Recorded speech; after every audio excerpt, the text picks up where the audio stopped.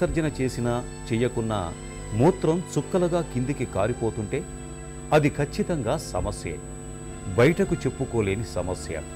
కొంతమందికి తుమ్మిన, దగ్గిన, వంగిన, చివరికి నడుస్తున్నప్పుడు కూడా వారికి తెలియకుండానే మూత్రం చుక్కలుగా కారిపోతుంటుంది. అసలు మూత్రంపై అదుపు ఎందుకు తప్పుతుంది?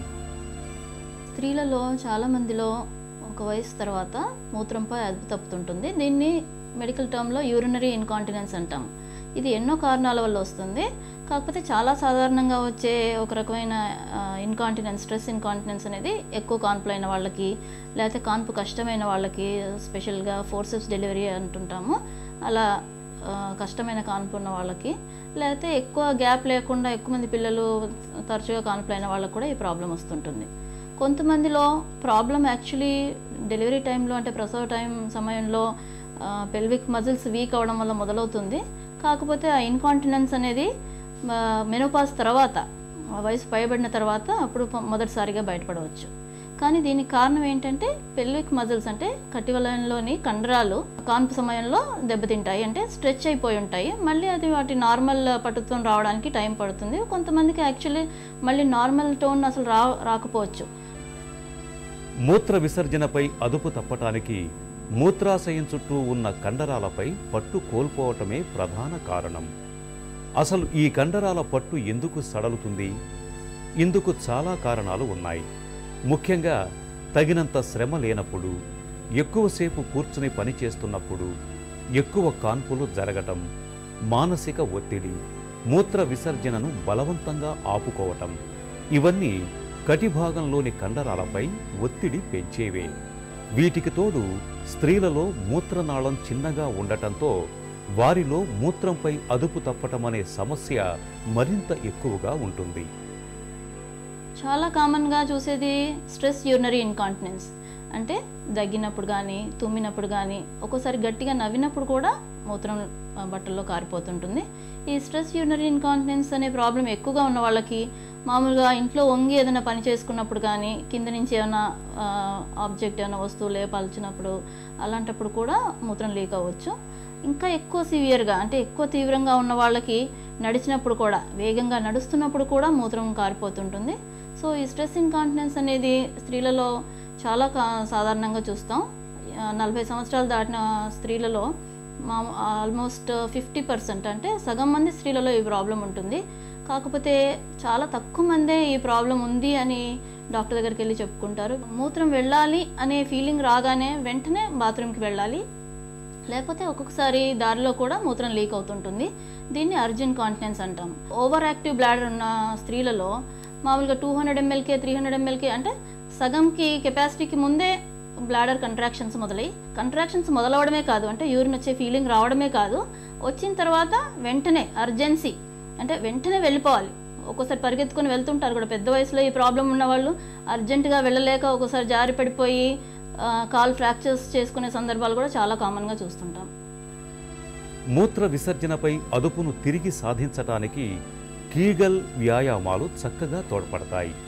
కీగల్ వ్యాయామం అంటే కటిభాగంలోని కండరాలను ఒక క్రమ పద్ధతిలో కదిలించటంగా చెప్పుకోవచ్చు. వీటిని ఎలా చేయాలో డాక్టర్లు నేర్పిస్తారు. కటిభాగంలోని కండరాలు ఈ కీగల్ వ్యాయామాలకు బాగా స్పందిస్తాయి. ఈ వ్యాయామాల్ని ప్రతిరోజు చెయ్యటం ద్వారా సడలిన మూత్రాశయ కండరాలకు తిరిగి జవసత్వాలను తేవచ్చు. మూత్రంపై అదుపుకు మందులు, ఆపరేషన్ల కంటే కీగల్ వ్యాయామాల్నే అత్యుత్తమ పరిష్కారాలుగా చెబుతారు నిపుణులు. అర్జెంట్ కాంటినెన్స్ అంటే మూత్రానికి వెంటనే వెళ్ళాల్సి వచ్చే అవసరం చాలా వరకు మందులతోనే తగ్గించవచ్చు. దీనికి ఎన్నో రకాల మందులు ఉన్నాయి. ఆక్సిబ్యూటనిన్ అని, టాల్టెరిడిన్ అని, సాలిఫెనసిన్, డైరిఫెనసిన్ మూత్రాశయంలోని కండరాలని రిలాక్స్ చేసి, మూత్రాశయం కెపాసిటీ పెంచి, అర్జెన్సీ తక్కువ చేసి, అంటే వెళ్ళే దారిలో యూరినరీ ఇన్కాంటినెన్స్, అర్జెంట్ కాంటినెన్స్ అనేది ఆ సిమ్టమ్ తక్కువ చేయడానికి ఈ మందులు వాడతాము. చాలా వరకు వీటితోనే రిలీఫ్ ఉంటుంది. అది కాకుండా అండర్లైన్ కాజ్ ఏమైనా ఇన్ఫెక్షన్ కానీ, స్టోన్ కానీ అలాంటివి ఉంటే ట్రీట్ చేయాలి. కొంతమందికి ఓవర్ యాక్టివ్ అర్జెంట్ కాంటినెన్స్ అనేది నరాలకు సంబంధించిన వ్యాధుల వల్ల కూడా రావచ్చు. దీన్ని న్యూరోజెనిక్ బ్లాడర్ అంటారు. అప్పుడు అంటే ఏ కారణం వల్ల వస్తుంది, ఒకసారి మల్టిపుల్ స్క్లెరోసిస్ కానీ లేకపోతే స్పైనల్ కార్డ్లో సర్జరీ కానీ ట్రామా కానీ అయినప్పుడు దాంతోపాటు అంటే అండర్లైయింగ్ న్యూరలాజికల్ డిసీజ్ ట్రీట్ చేస్తూ ఈ ఓవర్ యాక్టివ్ బ్లాడర్ కోసం మందులు ఇవ్వాల్సి ఉంటుంది. అది కాకుండా స్ట్రెస్ ఇన్కాంటినెన్స్ అనేది అంటే కాన్పుల సమయంలో కటివలయంలోని మజిల్స్ కండరాలు దెబ్బతినడం వల్ల వచ్చే ప్రాబ్లము, అంటే దగ్గినప్పుడు కానీ తుమ్మినప్పుడు కానీ యూరిన్ లీక్ అయ్యేది. చాలా వరకు పెల్విక్ ఫ్లోర్ మజిల్ ఎక్సర్సైజెస్ అంటే కీగల్స్ ఎక్సర్సైజెస్ అంటాం వీటిని, దీని ద్వారా చాలా వరకు కంట్రోల్ చేయొచ్చు. చాలామందికి అంటే డెలివరీస్కి ముందే ఈ యాంటీనేటల్ పీరియడ్లోనే కీగల్స్ ఎక్సర్సైజ్ నేర్పిస్తుండాలి. ప్లస్ నార్మల్ డెలివరీ అయిన వాళ్ళకి లేకపోతే ఫోర్సెప్స్ డెలివరీ అయిన వాళ్ళకి వెంటనే 1 వీక్ తర్వాతనే ఈ ఎక్సర్సైజ్ స్టార్ట్ చేయవచ్చు. సిజేరియన్ ద్వారా డెలివరీ అయిన వాళ్ళకి ఒక 6 వీక్స్ గ్యాప్ తర్వాత ఈ ఎక్సర్సైజెస్ మాత్రం రెగ్యులర్గా చేస్తుంటే కొంతవరకు మనం ప్రివెంట్ చేయొచ్చు. ఈ పెల్విక్ ఫ్లోర్ ఎక్సర్సైజెస్తోని రిలీఫ్ లేని వాళ్ళకి లేకపోతే సిమ్టమ్స్ చాలా సివియర్గా ఉన్న వాళ్ళకి మీడియోరెథ్రల్ స్లింగ్స్ అని ఇప్పుడు చాలా కామన్గా చేస్తున్నాము ఈ ఆపరేషన్. ఇది మినిమలీ ఇన్వేజివ్ సర్జరీ అనమాట. అంటే డే కేర్ సర్జరీ లాగా ఏం కోత పెట్టకుండానే లోపల నుంచే ఎండోస్కోపీ కంట్రోల్ ద్వారా ఇది చేస్తామన్నమాట. మనలో చాలామంది బిజీగా ఉన్నామనో పని ఒత్తిడి మూలంగానూ సాకుగా మూత్ర విసర్జనను ఎప్పటికప్పుడు వాయిదా వేస్తుంటారు. ఇదంత మంచి పద్ధతి కాదు. మూత్రాశయాన్ని ఎప్పటికప్పుడు ఖాళీ చేస్తుండాలి. మానసిక ఒత్తిడి అనేది మూత్రాశయం పైన మూత్రాశయ కండరాలపైన ఒత్తిడి పెంచుతుంది.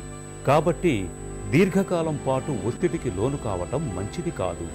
యోగా, ధ్యానం, ప్రాణాయామం వంటి వాటి సాయంతో ఒత్తిడిని తట్టుకోగలగాలి. రోజు మొత్తంలో నీళ్లను బాగా తాగాలి. ఈ జాగ్రత్తలు మూత్ర వ్యవస్థను చక్కటి ఆరోగ్యంతో ఉంచుతాయి.